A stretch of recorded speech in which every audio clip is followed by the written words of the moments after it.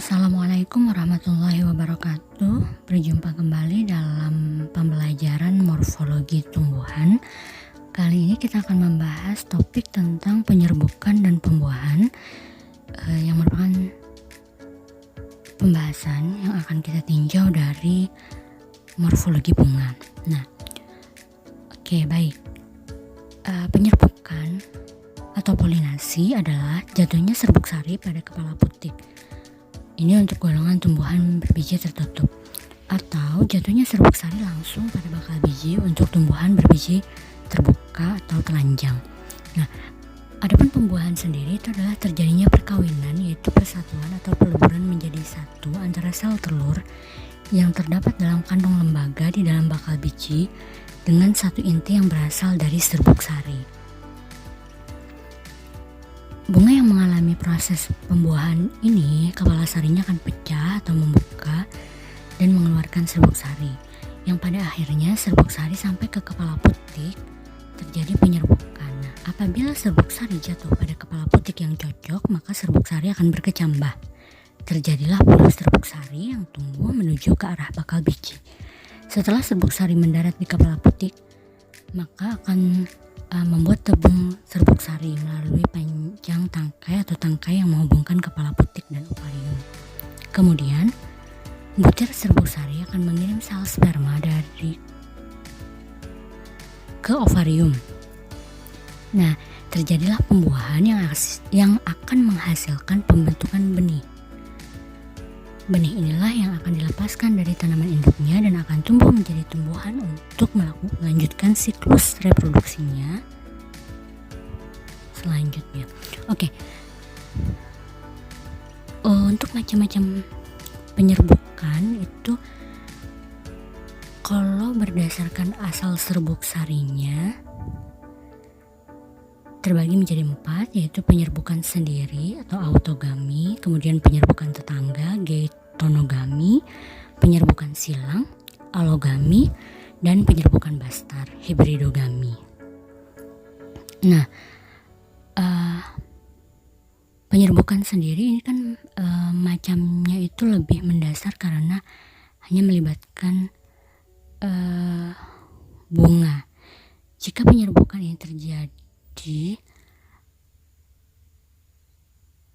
serbuk sari dari kepala sari itu jatuh langsung ke kepala putik bunga yang sama. Ini kalau untuk penyerbukan sendiri. Jadi mereka berada dalam satu bunga yang sama, kemudian ada serbuk sarinya langsung jatuh ke kepala putiknya. Nah, itu adalah penyerbukan sendiri. Kemudian yang kedua tadi adalah penyerbukan tetangga. Nah, penyerbukan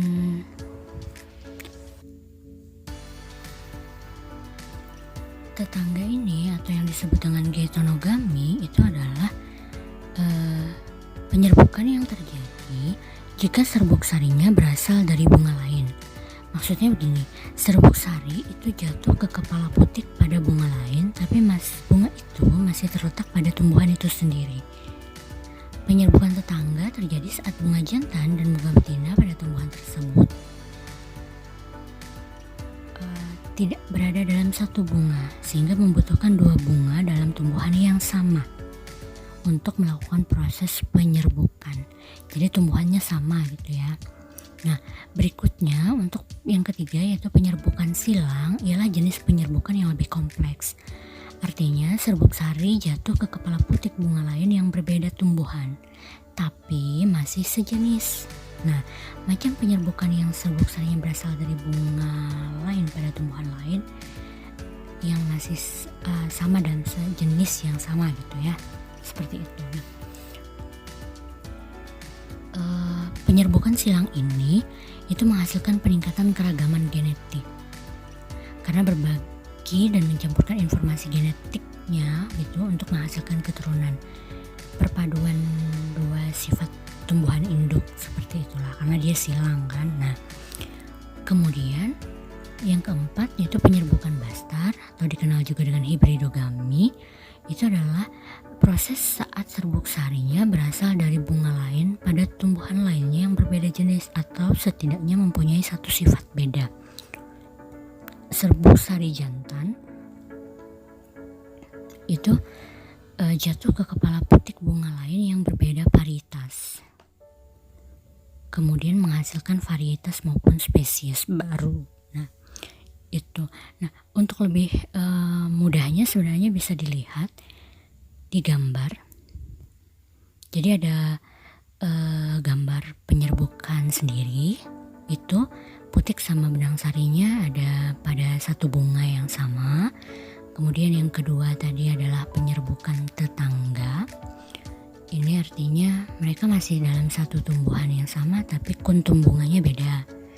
Nah, yang ketiga adalah penyerbukan silang, yaitu putiknya sama benang sarinya berasal dari dua tumbuhan yang berbeda, tapi tumbuhan ini masih sejenis gitu, tapi tidak dalam satu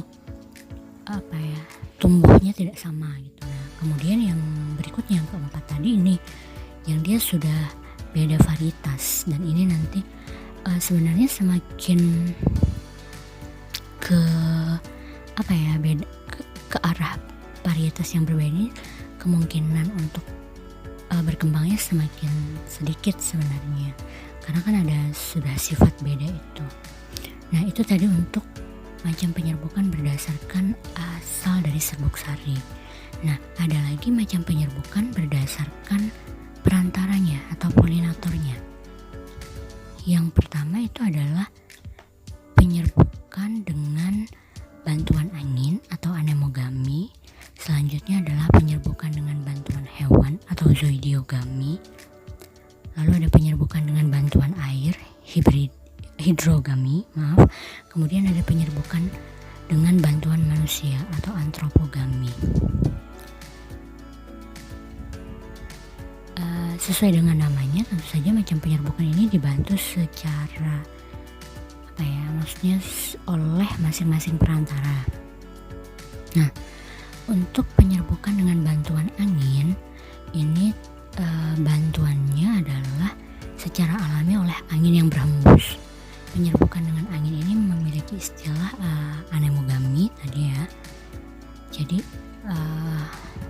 prosesnya itu terjadi saat angin meniup serbuk sari yang halus sehingga terlepas dari tangkai, kemudian bisa masuk ke kepala putik sampai terjadi penyerbukan, lalu nanti ada pembuahan. Nah, kemudian untuk penyerbukan dengan bantuan hewan atau zoidiogami itu adalah polinator atau pembantu penyerbukannya itu, perantara penyerbukannya itu adalah berbagai macam hewan. Nah, nanti kita bahas apa sih ciri-ciri dari tumbuhan yang penyerbukannya dibantu hewan. Nah, berikutnya untuk yang penyerbukan dengan air ini biasanya prosesnya terjadi karena tumbuhan itu terendam di air. Jadi dia proses penyerbukannya dibantu air ya. Atau bisa juga saat terkena air gitu. Nah, berikutnya adalah yang penyerbukan dengan bantuan manusia, disebutnya dengan antropogami. Ini karena cara lain atau bantuan lain itu tidak memungkinkan sampainya serbuk sari ke kepala putik, maka diperlukan bantuan dari manusia. Begitu.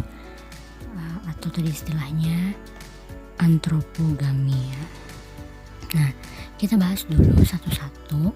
Yang pertama tadi adalah penyerbukan dengan bantuan angin. Kalau berdasarkan ciri morfologinya, tumbuhan yang penyerbukannya dengan bantuan angin ini memiliki ciri yang pertama, bunganya itu berukuran kecil, tidak berbau dan tidak memiliki kelenjar madu. Kemudian bunga itu seringkali tidak mempunyai hiasan bunga, sehingga baik benang sari maupun kepala putik itu tidak terlindungi kalau ada tiupan angin. Yang ketiga, memiliki serbuk sari yang banyak, ringan, kecil, kering, dan permukaannya halus. Nah, berikutnya yang keempat, kepala putiknya besar dan menyembul keluar, jadi mudah dalam menangkap serbuk sari. Yang terakhir, kepala sarinya itu tidak melekat erat pada tangkai sari. Nah, karena dia tidak melekat erat itu, Jadi kalau ditiup angin gitu, angin berhembus, itu akan sangat mudah sekali untuk lepas. Nah, ini adalah contoh dari ilustrasi dari penyerbukan dengan bantuan angin ya. Nah, kita lanjut. Penyerbukan dengan bantuan hewan atau zoidiogamy. Nah, kalau udah berdasarkan morfologinya, ciri morfologi bunganya maksudnya ya, tumbuhan yang penyerbukannya dengan bantuan hewan ini punya ciri yang pertama, memiliki warna mahkota bunga berwarna cerah. Jadi menarik sekali gitu ya. Dan berukuran besar biasanya. Lalu yang kedua, serbuk sari lengket. Kenapa lengket? Karena ini tujuannya agar hewan yang kebetulan singgah di bunga tersebut itu bisa menyentuh serbuk sari, lalu serbuk sarinya ikut gitu di hewan itu. Nah, itu kegunaan lengketnya. Kemudian yang ketiga, menghasilkan sesuatu yang menarik atau menjadi makanan hewan. Contohnya misalnya dia menghasilkan nektar, kemudian aroma bunganya harum gitu ya. Dan itu yang menarik, ada hewan yang singgah gitu misalnya. Nah, lalu kadang bunganya juga memiliki bentuk yang khusus sehingga bunga ini hanya dapat dikunjungi oleh jenis hewan tertentu saja. Nah, di alam ini banyak sekali terjadi penyerbukan yang berlangsungnya itu karena adanya pengaruh hewan, dan penyerbukan yang terjadi adalah penyerbukan silang. Nah, hewan yang datang mengunjungi bunga ini sebenarnya dia tidak punya maksud untuk jadi perantara dalam hal penyerbukan, tapi dia mencari bunga dalam rangka tujuan mencari makan gitu. Misalnya tadi mau mencari madu.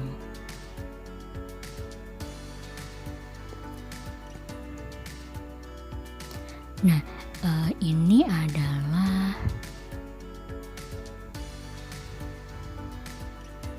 sebentar, kita kesini dulu. Penyerbukan dengan bantuan hewan ini kalau misalnya kita bagi, hewan itu kan banyak ya. Nah, kalau dibagi lagi, diklasifikasikan lagi, maka ada penyerbukan yang dengan bantuan serangga, misalnya kupu-kupu, lebah, kumbang, lalat, dan sebagainya. Lalu ada penyerbukan dengan bantuan burung. Ada juga penyerbukan dengan bantuan kelelawar. Kalau yang dengan bantuan kelelawar ini biasanya pada pohon yang bunganya itu mekar pada sore hari atau malam hari. Nah, kemudian ada penyerbukan dengan bantuan siput. Nah, jadi siput juga bisa jadi perantara. Oke, nah ini adalah contoh gambar dari penyerbukan dengan bantuan hewan. Jadi bisa dilihat ya, ada hewan berkunjung gitu, datang ke satu bunga tertentu. Tujuannya sebenarnya tadi mau ngambil makanan dari sana. Nah, oke. Kita lanjutkan. Berikutnya adalah penyerbukan dengan bantuan air atau hidrogami. Sebenarnya kalau dari segi morfologi, tumbuhan yang penyerbukannya dengan bantuan air ini tidak ada ciri khusus tertentu. Hanya memang dia bisa terjadi karena tumbuhan ini melepaskan serbuk sarinya dan langsung mengalir di air. Karena kan tadi tumbuhannya dia hidupnya di air gitu. Nah, atau kemungkinan lainnya dapat terjadi karena adanya hujan, sehingga air hujan itu kan bisa membuat serbuk sari itu lepas dan kemudian mendekati putik. Nah, seperti itu. Ini adalah contoh dari tumbuhan yang dia penyerbukannya dengan bantuan air. Ini Hydrilla verticillata ya. Oke, nah terakhir adalah penyerbukan dengan bantuan manusia atau antropogami. Nah, kalau dari ciri morfologinya ada beberapa ciri sih tumbuhan yang penyerbukannya dengan bantuan manusia. Yang pertama, dia tumbuhannya ini merupakan tumbuhan dengan bunga berumah dua. Maksudnya adalah bahwa tumbuhan ini punya bunga yang dia dalam bunga itu hanya memiliki putik saja, kemudian hanya memiliki benang sari saja. Jadi berumah dua, putik sama benang sarinya itu terpisah rumah gitu ya, berada dalam bunga yang berbeda. Nah, seperti itu. Nah, Kemudian yang kedua adalah serbuk sarinya ini, karena tadi bunganya berbeda dan ada faktor-faktor lainnya, sehingga serbuk sari ini sangat sulit bertemu dengan putik. Jadi kalau di referensi itu menyebutkan bahwa ada perantara tertentu, misalnya hewan yang ini tuh hanya ada di daerah asal dari tumbuhan itu. Jadi kalau tumbuhan itu dibawa ke tumbuh kemudian dikembangbiakkan di tempat lain, itu tidak ada yang bisa membantu proses penyerbukannya selain dengan bantuan manusia. Seperti itulah gambarannya. Nah, ini adalah contoh dari proses penyerbukan yang dibantu oleh manusia. Nah, demikian pembahasan kita kali ini tentang penyerbukan dan pembuahan ditinjau dari morfologi bunga. Semoga dapat memberikan gambaran bagaimana di alam ini proses penyerbukan terjadi, kemudian setelah itu terjadi proses pembuahan, dan dalam tahapan, melalui berbagai tahapan tertentu, kemudian satu pohon itu bisa menghasilkan buah, yang buahnya itu kemudian bisa kita nikmati gitu ya. Jadi bersyukur sudah ada mekanisme pengaturannya gitu, dan kita sebagai manusia dapat memanfaatkan hasil dari perkembangan tumbuhan itu sendiri. Demikian, assalamualaikum warahmatullahi wabarakatuh.